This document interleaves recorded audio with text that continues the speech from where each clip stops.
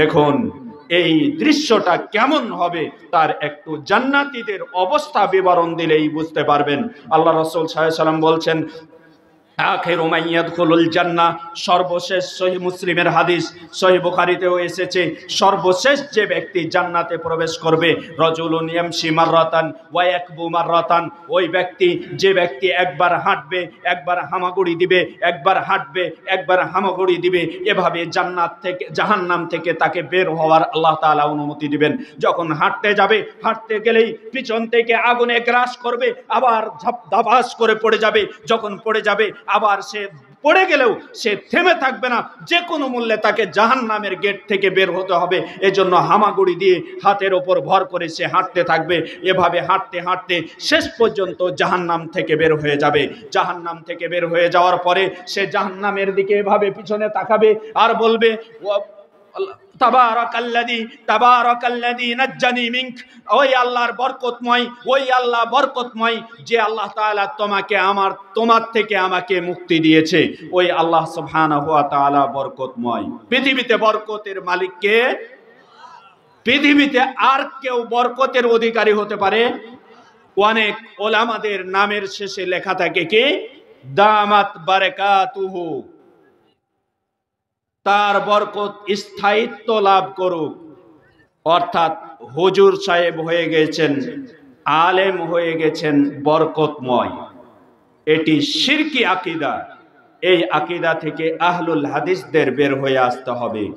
যারা দাবি করে নিজেদেরকে আহলে হাদিস, তাদের মুখ থেকে কখনো এই ধরনের শব্দ উচ্চারিত হতে পারে না, কারণ এটি আল্লাহ তাআলার সাথেই খাস। একমাত্র বরকতময় হচ্ছেন আল্লাহ সুবহানাহু ওয়া তাআলা। পৃথিবীতে এমন কোন আলেমে দ্বীন নেই যে মাসিয়াতের সাথে জড়িত নয়। স্বয়ং রাসূল সাল্লাল্লাহু আলাইহি ওয়াসাল্লামের পরে সাহাবীগণ, যাদের মর্যাদায় কেউ নেই, তাদের ক্ষেত্রেও কেউ বলতে পারবে না তারা মাসুম, তারা মাসিয়াত মুক্ত, তারা বরকতময়, এ কথা কেউ বলতে পারবে না। সুতরাং কিভাবে একজন আলেম তিনি বরকতময় হতে পারে যে দামাত বারাকাতুহু আমরা বলতে পারি? এটি সম্পূর্ণ শিরকি আকীদা। এই আকীদা থেকে বেরিয়ে আসতে হবে আমাদের। সম্মানিত উপস্থিতি, যে কথা বলতেছিলাম, ওই জাহান্নামী ব্যক্তি জাহান্নামের দিকে তাকাবে আর বলবে, তাবারাকাল্লাযী নাজ্জানি মিনক, ওই আল্লাহ বরকতময়, যে আল্লাহ সুবহানাহু ওয়া তাআলা তোমার থেকে আমাকে মুক্তি দিয়েছে। তারপরে সে ব্যক্তি বলবে, ফাওয়াল্লাহি, আল্লাহর কসম করে বলছি, আজকে আল্লাহ সুবহানাহু ওয়া তাআলা আমাকে জান্নাত, এই অবস্থায় জাহান্নাম থেকে পরিত্রাণ পাওয়ার, জাহান্নাম থেকে বের হয়ে আসার সুযোগ দিয়ে আল্লাহ তাআলা যে আমার উপর নিয়ামত দান করেছেন, পৃথিবীতে, পৃথিবীর সূচনা থেকে শুরু করে কিয়ামত পর্যন্ত এমন কোন ব্যক্তি নেই এত বড় নিয়ামত তাকে দান করেছে। সুবহানাল্লাহ। কোন ব্যক্তি বলবে? শুধুমাত্র যে ব্যক্তি জাহান্নাম থেকে কোনো মতে বের হতে পেরেছে আগুনে পুড়ে পুড়ে, সে ব্যক্তি বলবে যে আল্লাহ কসম করে বলছি, আল্লাহ যে আজকে নিয়ামত দিয়েছেন, সে নিয়ামত পৃথিবীর কাউকে আল্লাহ তাআলা দেননি। তাহলে যারা প্রথমে জান্নাতে গেছে তাদের অবস্থাটা কি? চলে আসি। আল্লাহ রাসূল সাল্লাল্লাহু আলাইহি ওয়াসাল্লাম বলছেন, তারপরে এই ব্যক্তি জাহান্নামের গেটের কাছে দাঁড়িয়ে সামনে একটি গাছ দেখতে পাবে, যে গাছটি অত্যন্ত আকৃষ্ট হবে, অত্যন্ত শোভাবর্ধন হবে, সৌন্দর্যমণ্ডিত হবে। সেই গাছের দিকে সে দৃষ্টি যখন দিবে, তখন সে আর ধৈর্য ধারণ করতে পারবে না। সে ব্যক্তি বলবে, আল্লাহ, আমি কি ওই গাছের নিচে যাব? লিয়াস্তাদিল্লা বিদিল্লিহা, ওই গাছের ছায়া দ্বারা ছায়া নিতে, ওই গাছের ফলগুলো পান করতে আমি কি সে গাছের নিকটে যাব? আল্লাহ তাআলা তাকে বলবেন, হে আমার বান্দা, তোমাকে যদি আমি ওই গাছের নিকটে যেতে বলি, তাহলে তুমি আমার কাছে অন্য জিনিস চেয়ে বসবে। সে ব্যক্তি বলবে, আল্লাহ, আমি আপনার কাছে অঙ্গীকার করছি, আপনি যদি আমাকে ওই গাছের কাছে নিয়ে চলেন, তাহলে আমি আর আপনার কাছে দ্বিতীয় কোনো জিনিস চাইব না। সে ব্যক্তির এ কথা শুনে আল্লাহ তাআলা তার ওজর, তার আপত্তি গ্রহণ করবেন, কারণ আল্লাহ তাআলা জানেন এই গাছ দেখে এমন কেউ নেই যে নিজেকে সংবরণ করে রাখতে পারবে, নিজেকে ধৈর্য ধারণ করে রাখতে পারবে, নিজেকে কন্ট্রোল করে রাখতে পারবে ওই গাছের ছায়াতে না গিয়ে। এজন্য আল্লাহ তাআলা তাকে অনুমতি দিয়ে দিবেন, ঠিক আছে তুমি ওই গাছের কাছে যাও। সম্মানিত উপস্থিতি, সেই ব্যক্তি যখন ওই সর্বশেষ সর্বনিম্ন মানের জান্নাতি সে ব্যক্তি যখন ওই গাছের নিকটে যাবে, তখন গাছের ফলগুলো পেড়ে খাবে। সামনে আরেকটি গাছ দেখতে পাবে যেটি আহসানু মিনহা, প্রথম গাছের চাইতে আরো সুন্দর হবে, আরো উত্তম হবে, আরো শোভাবর্ধন হবে। তখন দ্বিতীয় গাছটি দেখার পরে সে ব্যক্তি আল্লাহ তাআলাকে বলবেন, হে আল্লাহ, আপনার কাছে আমি অনুমতি চাচ্ছি ওই দ্বিতীয় গাছটির কাছে যেতে। আল্লাহ তাআলা তখন তাকে বলবেন, হে আমার বান্দা, তুমি তো আমার কাছে অঙ্গীকার করেছো যে তুমি আমার কাছে আর দ্বিতীয় কোনো কিছু চাইবে না, তুমি যে আরেকটি জিনিস চেয়ে বসছো। সে ব্যক্তি বলবে, আল্লাহ, আপনার কাছে আমি অঙ্গীকার করছি, এটি যদি দেন আমি আর কোনো জিনিস চাইব না। সে ব্যক্তিকে আল্লাহ তাআলা অনুমতি দিবেন, কারণ আল্লাহ তাআলা জানেন এই গাছ দেখার পরে কেউ নিজেকে ধৈর্য ধারণ করতে পারবে না।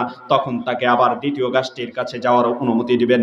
দ্বিতীয় গাছের কাছে যখন যাবেন, সামনে জান্নাতের গেটের কাছে আরো একটি গাছ দেখতে পাবেন, যে গাছটি হচ্ছে আহসানু মিনহুমা, দুইটি গাছের পূর্বের দুইটির গাছের চাইতে আরো সৌন্দর্যমণ্ডিত এমন গাছ দেখতে পাবে। যখন দ্বিতীয় গাছটি দেখতে পাবে, তখন কিছুক্ষণ চুপ থাকার পরে বলবে, আল্লাহ, আপনি কি আমাকে ওই গাছটির কাছে যেতে অনুমতি দিচ্ছেন? তখন আল্লাহ তাআলা বলবেন, হে আমার বান্দা, তুমি তো আমার সাথে অঙ্গীকার করছো, আবার অঙ্গীকার ভঙ্গ করছো। সে ব্যক্তি বলবে, আল্লাহ, আপনার ইজ্জতের কসম করে বলছি, আপনার জালালার কসম করে বলছি, আপনার মর্যাদার কসম করে বলছি, আপনি যদি আমাকে ওই তৃতীয় গাছটির কাছে যেতে দেন, জান্নাতের গেটের কাছের গাছটির কাছে যেতে দেন, আল্লাহ, আপনার ইজ্জতের কসম করে বলছি, আল্লাহ, আপনার কাছে আর আমি কিছু চাইব না। সম্মানিত উপস্থিতি, এবার আল্লাহ তাআলা তার আপত্তি গ্রহণ করে তাকে তৃতীয় গাছটির কাছে নিয়ে যাবেন। তৃতীয় গাছটির কাছে যখন যাবেন, গাছের ফলগুলো পেড়ে খাবেন, গাছের ছায়াতে ছায়া নিবেন, আশ্রয় নিবেন।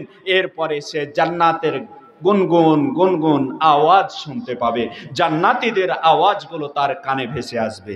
যখন জান্নাতীদের কানে আওয়াজ ভেসে আসবে, তখন আল্লাহ তাআলাকে বলবেন, হে আল্লাহ, আমি কি জান্নাতে একটু প্রবেশ করব? আল্লাহ সুবহানাহু ওয়া তাআলা তখন বলবেন, তুমি যে আমার সাথে একের পর এক অঙ্গীকার করছো, একের পর এক ওয়াদা দিচ্ছ, আর একের পর এক ওয়াদা ভঙ্গ করছো, তুমি কি এটা চাচ্ছ, তোমাকে কি এই জিনিসে সন্তুষ্ট করবে যে তোমাকে জান্নাতে প্রবেশ করিয়ে জান্নাতের মধ্যে দুনিয়া এবং দুনিয়ার সমপরিমাণ জিনিস তোমাকে প্রদান করি? সে ব্যক্তি বলবে, আল্লাহ, আতাস্তাহজিউ বি ওয়া আনতা রব্বুল আলামিন, আল্লাহ, আপনি সারা বিশ্বের প্রতিপালক, আপনি কি আমার সাথে মস্কারা করছেন, ইয়ারকি করছেন, ঠাট্টা করছেন? আল্লাহ তাআলা তখন হেসে দিবেন, হেসে দিয়ে বলবেন, শোনো, আমি তোমাকে জান্নাতে প্রবেশ করার, জাহান্নাম থেকে মুক্তি দিতে পেরেছি, জান্নাতে প্রবেশ করার অনুমতি দিতে পেরেছি, সুতরাং জান্নাতের মধ্যে তোমাকে দুনিয়া এবং দুনিয়ার সমপরিমাণ জায়গা দিতেও আমি সক্ষম। যাও, তুমি জান্নাতে প্রবেশ করো, জান্নাতের মধ্যে তোমাকে সারা পৃথিবীর সমপরিমাণ এবং 10 গুণ পৃথিবীর সমপরিমাণ জায়গা তোমাকে প্রদান করলাম। সুবহানাল্লাহ। কোন ব্যক্তি এটি? সর্বনিম্ন মানের জান্নাতি, এরপরে আর কেউ জান্নাতে যাবে না। সর্বনিম্ন মানের জান্নাতের জন্য যদি দুনিয়া এবং দুনিয়ার 10 গুণ সমপরিমাণ, 10 পৃথিবী সমপরিমাণ জায়গা আল্লাহ নির্ধারণ করে দেন, তাহলে আপনার আমার জন্য কি নির্ধারণ করেছেন? যারা প্রথমে জান্নাতে প্রবেশ করবে, আল্লাহ যদি আমাদের জান্নাতে প্রবেশ করান, আমরা আশাবাদী সকলে এবং আল্লাহর কাছে দোয়া করি, আল্লাহ আমাদের প্রথম সারির জান্নাতি হিসেবে কবুল করুন, আল্লাহুম্মা আমিন। যারা প্রথম সারির জান্নাতি হবে, তাদের জন্য আল্লাহ কি প্রস্তুত করে রেখেছেন বলেন? এই জন্য আল্লাহ তাআলা হাদিসে কুদসির মধ্যে বলেছেন, আ'দাতু লিইবাদিয়াস সালিহিন, আমি আমার সৎকর্মশীল বান্দাদের জন্য প্রস্তুত করে রেখেছি, মা লা আইনুন রাআত, যা চোখে কোনোদিন দেখেনি, ওয়ালা উযুনুন সামিআত, যা কোনোদিন কানে শুনিনি, ওয়ালা খাতারা আলা কলবি বাশার, যা অন্তরেও কোনোদিন পরিকল্পনায় আনতে পারেনি, এমন কিছু আমি জান্নাতের মাঝে প্রস্তুত করে রেখেছি। সম্মানিত উপস্থিতি, সর্বনিম্ন মানের জান্নাতের জন্য আমেরিকা থেকে শুরু করে, রাশিয়া থেকে শুরু করে, চীন থেকে শুরু করে, সৌদি আরব থেকে শুরু করে, মালয়েশিয়া, ফিলিপাইন থেকে শুরু করে, পৃথিবীর এমন কোন রাষ্ট্র নেই যে রাষ্ট্রের সমপরিমাণ জায়গা তাকে দিবে না। তাহলে প্রথম শ্রেণীর জান্নাতের জন্য কি প্রস্তুত করে রেখেছেন? এটা কি কারো অন্তরে কোনোদিন পরিকল্পনায় আসতে পারে?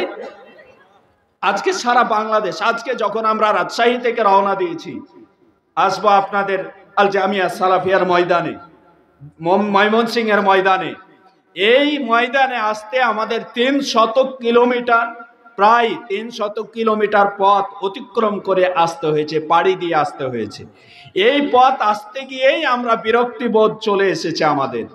তাহলে এই সামান্য জায়গায় একটা বিভাগ থেকে পার্শ্ববর্তী বিভাগে এসেছি, একটা দেশও নয়, এই জায়গাতেই আমাদের বিরক্তি চলে আসছে।